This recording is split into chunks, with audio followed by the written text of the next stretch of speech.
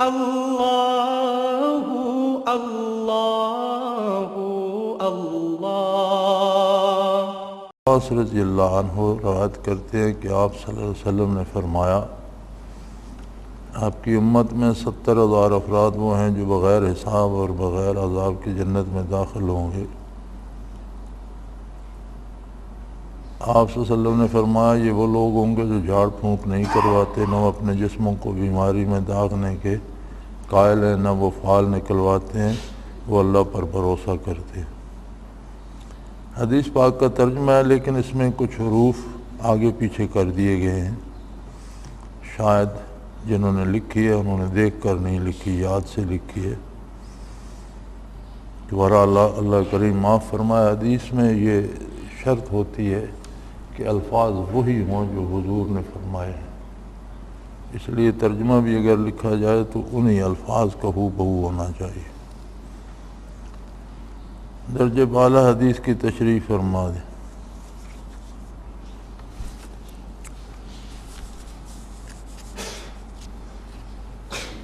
عربی میں پہلی بات تو یہ ہے کہ 70 کا ہندسہ جو ہے یہ کثرت کے لیے استعمال ہوتا ہے، یعنی جب 70 کہا جاتا ہے تو اس سے مراد گن کر 70 نہیں ہوتا بلکہ بہت زیادہ لوگ ہوتا ہے۔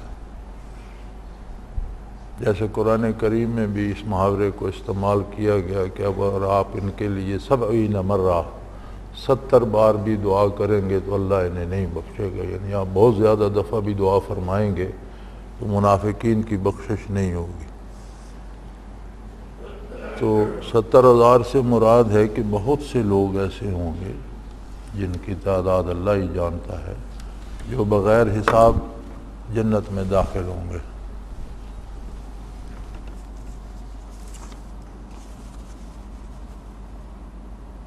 تو فرمایا یہ وہ لوگ ہوں گے جو جھاڑ پھونک نہیں کرواتے، نہ اپنے جسموں کو بیماری میں داغنے کے قائل ہیں، نہ وہ فال نکلواتے، وہ اللہ پہ بھروسہ کرتے۔ تو عرب معاشرے میں بھی جادو ٹونے کا بہت رواج تھا۔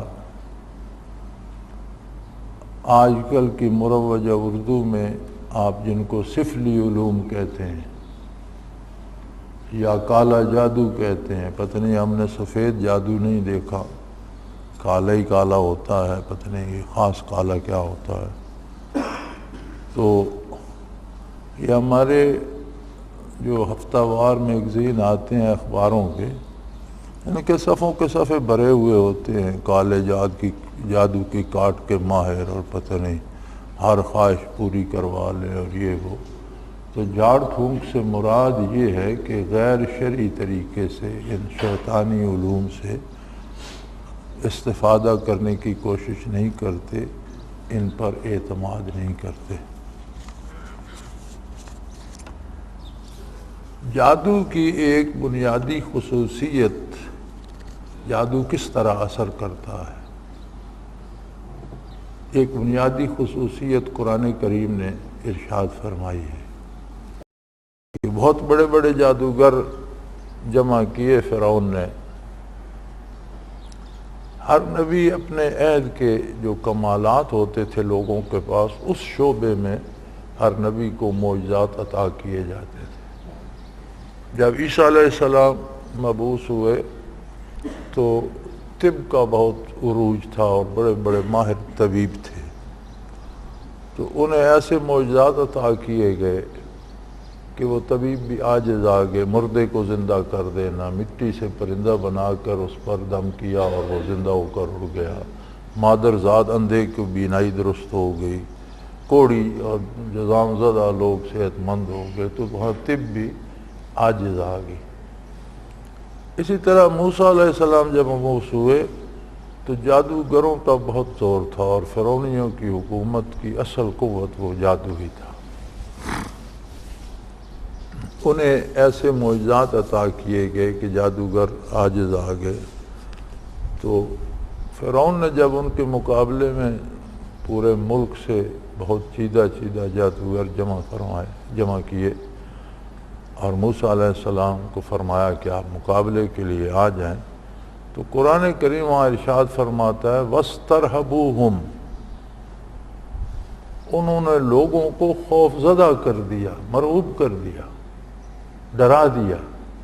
وہ انہوں نے جب رسیاں اور لکڑیاں اور وہ پھینکی میدان میں تو لوگوں سے کہا ہٹ جاؤ، یہ اژدہا بن جائیں گی، تمہیں کھا جائیں گی، جس کو کھا گیا وہ اپنا خود ذمہ دار ہوگا، ہم ذمہ دار نہیں ہوں گے، پیچھے پیچھے ہٹ جاؤ، یہ تمہیں لپیٹ لیں گے، یہ تمہیں مار دیں گے، یہ ہوگا۔ تو لوگوں کو پہلے ڈرا دیا، وَاسْتَرْهَبُوهُمْ وَجَاءُوا بِسِحْرٍ عَظِيمٍ، لوگوں کو ڈرا دیا اور بہت بڑا جادو کیا کہ یخیل الیہم انہا تسعی، ان کی قوت متخیلہ کو ایسا متاثر کر دیا کہ لوگ سمجھتے تھے یہ اژدہا بن گئے ہیں اور حرکت کر رہے ہیں۔ حقیقت میں رسے رسے ہی تھے، لکڑیاں لکڑیاں ہی تھیں، لیکن جادوگروں نے لوگوں کو ڈرا کر ان کی قوت یخیل الیہم، ان کی قوت متخیل کو ایسا متاثر کیا کہ انہیں وہ سانپ نظر آتے تھے اور اژدہا نظر آتے تھے۔ تو جادو کا فلسفہ یہ ہے کہ سب سے پہلے بندے پر اس کی ہیبت اور رعب طاری کیا جائے، اس کا قائل ہو جائے، اس کے اثر کا قائل ہو جائے، اس سے ڈرنے لگے۔ تو جب وہ اس سے ڈرتا ہے تو وہ شیطان اس میں اثر پذیری پیدا کرتا ہے، جس قدر شیطان سے ممکن ہو سکے وہ بندے کا نقصان کرے یا اسے ایذا پہنچائے، لیکن جو اس سے ڈرتے نہیں، اللہ پہ بھروسہ کرتے ہیں، پرواہ نہیں کرتے، ان پر جادو کا اثر بھی نہیں ہوتا۔ تو یہاں وہی فرمایا گیا ہے کہ جو لوگ جھاڑ پھونک نہیں کرواتے، جھاڑ پھونک سے مراد یہ سفلی علوم کے ماہر اور جادو کے کاٹ کے ماہر اور ہر خواہش پوری ہو جائے گی اور محبوب قدموں میں، اور یہ جو غیر شرعی طریقے رائج ہیں، جو آج کل ہماری جسے آپ بڑی مہذب سوسائٹی کہتے ہیں، اس میں سب سے زیادہ ہے، غریبوں میں پھر کم ہے۔ ہمارے ہاں تہذیب کا نشان بھی یہ ہے نا کہ کسی بہت بڑی امیر آبادی میں کسی کا گھر ہو تو وہ مہذب آدمی ہے، خواہ وہ کتنا اجڑ جاہل بے دین بدکار ہو، اسے مہذب کہا جاتا ہے۔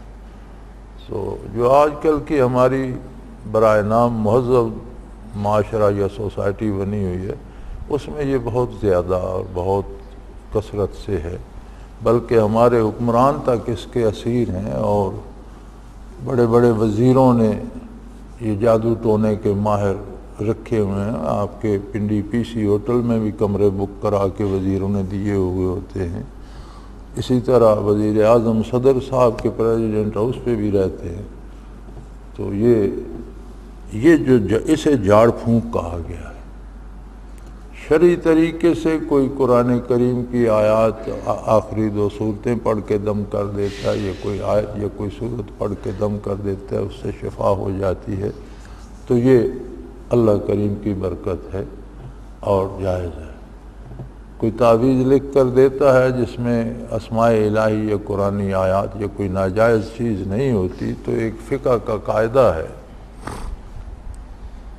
کہ آپ قرآن کریم ختم کرواتے ہیں کہ کوئی ایک بندہ بیمار ہے، اللہ اسے صحت دے دے، مکان بنایا ہے، آپ قرآن کریم کا ختم اس میں کرواتے ہیں کہ ابتدا اللہ کے نام سے ہو، اس میں برکت ہو۔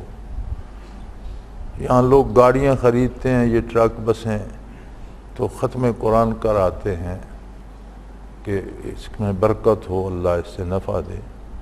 اس سب پہ اجرت لینا بھی جائز ہے، جہاں علاج کے لیے آپ ختم قرآن کراتے ہیں یا تعویذ لیتے ہیں یا دم کرواتے ہیں تو اس پر اجرت لینا شرعاً جائز ہے۔ اگر کوئی نہیں لیتا تو اس کی طرف سے صدقہ ہے، لیکن اگر کوئی لیتا ہے تو اجرت لینا جائز ہے، چونکہ یہ قرآن کی اجرت نہیں، یہ علاج کی اجرت ہے۔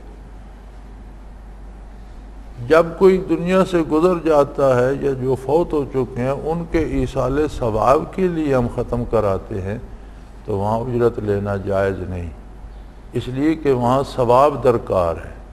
تو پڑھنے والے نے کھانا کھا لیا یا پیسے لے لیے تو عدلے کا بدلہ ہو گیا، ثواب کہاں سے آیا؟ یعنی جس نے پڑھا اس نے اس کے بدلے کھانا کھا لیا، تو جس نے کھانا دیا اس کو کھانا دینے کا ثواب بھی نہ ہوا کہ اس نے اس کے بدلے پڑھا لیا۔ یا تو اللہ کے نام پہ غریبوں کو کھانا کھلا دے تو اس کا ثواب ہے، میت کو ایصال ثواب کرے، یا اللہ کے لیے قرآن پڑھائے۔ اگر لوگ مفت نہیں پڑھتے تو خود خاندان کے لوگ بیٹھ کر پڑھ کے ایصال ثواب کرے۔ تو اگر آپ نے دعوت کی، اس میں علماء کو بلایا یا عوام کو بلایا اور قرآن کے کئی ختم کرائے اور سب کو دے کے کھلائیں، تو ان کے پڑھنے کا بدلہ کھانا ہو گیا اور آپ کا کھانا دینے کا بدلہ ان کا پڑھنا ہو گیا، تو ثواب کہاں سے آیا جو میت کو ملے گا؟ تو ایصال ثواب کے لیے جہاں پڑھایا جائے وہاں اجرت لینا یا کھانا بھی جائز نہیں ہے، محض اللہ کے لیے پڑھا جائے اور دیا جائے۔ یہ فقہی اصول ہیں۔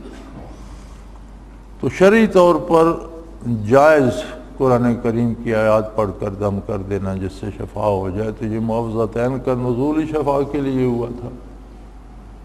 پھر حضور صلی اللہ علیہ وسلم سے ثابت ہیں یہ چیزیں، قرآن کریم میں ثابت ہیں کہ حضرت مریم کو جبرائیل امین نے دم کر دیا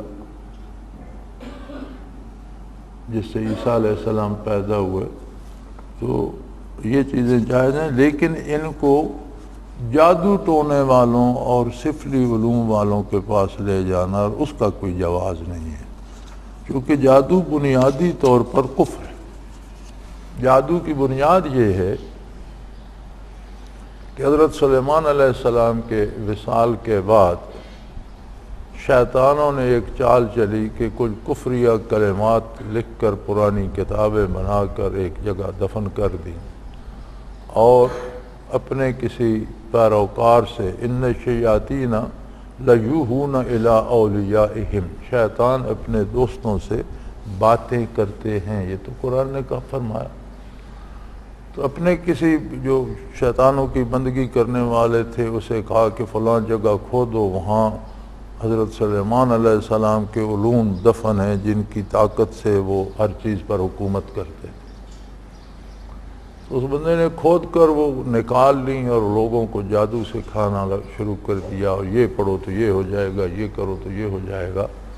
تو مشہور ہو گئے لوگوں میں کہ حضرت سلیمان علیہ السلام کے علوم ہیں یہ، جس کا قرآن کریم میں جواب دیا گیا کہ وَمَا كَفَرَ سُلَيْمَانُ وَلَٰكِنَّ الشَّيَاطِينَ كَفَرُوا۔ سلیمان علیہ السلام تو اللہ کے نبی تھے اور انہوں نے کفر نہیں کیا، یہ تو کفر شیطانوں نے کیا۔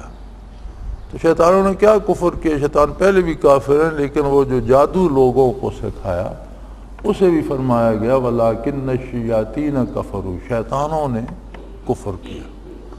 تو اس کی بنیاد ہی اللہ کی عظمت کے انکار پر ہے، کفر پر ہے، اور شیطان کی پوجا پاٹ پر اور شیطان کی طاقت پر اعتبار کرنے پر ہے۔ لہذا بنیادی طور پر یہ کفر ہے، اور جو بندہ ڈر جاتا ہے اس سے تو جس قدر شیطان سے ممکن ہوتا ہے اس پر وہ اسے ایذا بھی پہنچاتا ہے، اس سے تکلیف بھی ہوتی ہے۔ لیکن اگر کوئی نہیں ڈرتا، اللہ پہ بھروسہ کرتا ہے، تو کوئی جادوگر اس کا کچھ نہیں بگاڑ سکتا، جتنے ٹونے کرتا رہے کچھ نہیں ہوتا۔ تو یہ جسموں کو داغنا اور فال نکلوانا جو آج کل بہت عام ہو گیا ہے، آج کل تو فال استخارے کے نام پہ بھی نکالی جاتی ہے۔ استخارے کا ایک شرعی طریقہ تھا جو حضور صلی اللہ علیہ وسلم نے فرمایا کہ ایک کام جائز ہے، حلال ہے، شرعن درست ہے، دو طریقے ہیں اس کے، دونوں جائز ہیں۔ شرعی طریقے سے یا شریعت کی روح سے ایک کام دو طریقوں سے کیا جا سکتا ہے، دونوں جائز ہیں۔ تو بندہ مذبذب ہو جاتا ہے کہ کون سا طریقہ اختیار کروں۔ تو حضور صلی اللہ علیہ وسلم نے فرمایا کہ دو نفل ادا کر کے اللہ سے دعا کر کے سو جائے کہ اللہ میں اس میں پریشان ہوں، میری رہنمائی فرما، تو اللہ کریم اسے خواب میں کوئی راستہ بتا دیں گے، کوئی اشارہ ایسا مل جائے گا۔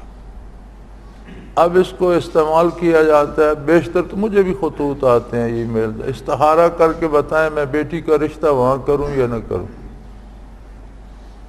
یہ بیٹی کے رشتے کا استخارے سے کیا تعلق ہے؟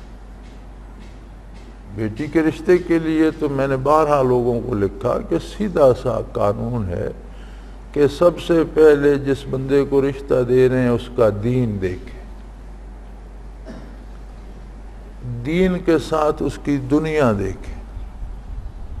دیندار ہے پھر دنیا میں کفالت کر سکتا ہے اپنی بھی اپنے بچوں کو بھی، تو اللہ پر بھروسہ کریں، آگے انجام تو اللہ کے ہاتھ میں ہے۔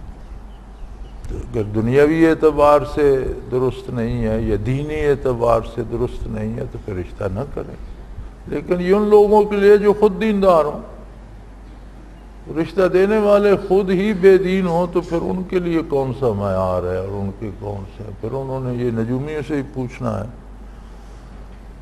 تو اب یہ مذاق بن گیا اس طرح سے، یہ بھی ایک قسم کی فعال ہی بن گیا۔ اس زمانے میں مشرکین تو کچھ تیر رکھتے تھے اور ان پر کچھ حروف لکھ دیتے تھے اور کہتے تھے ایک اٹھا لو، پھر ہر حرف کا کوئی مطلب بنایا ہوا ہوتا تھا کہ تمہارا یہ ہو گیا تمہارا وہ ہو گیا۔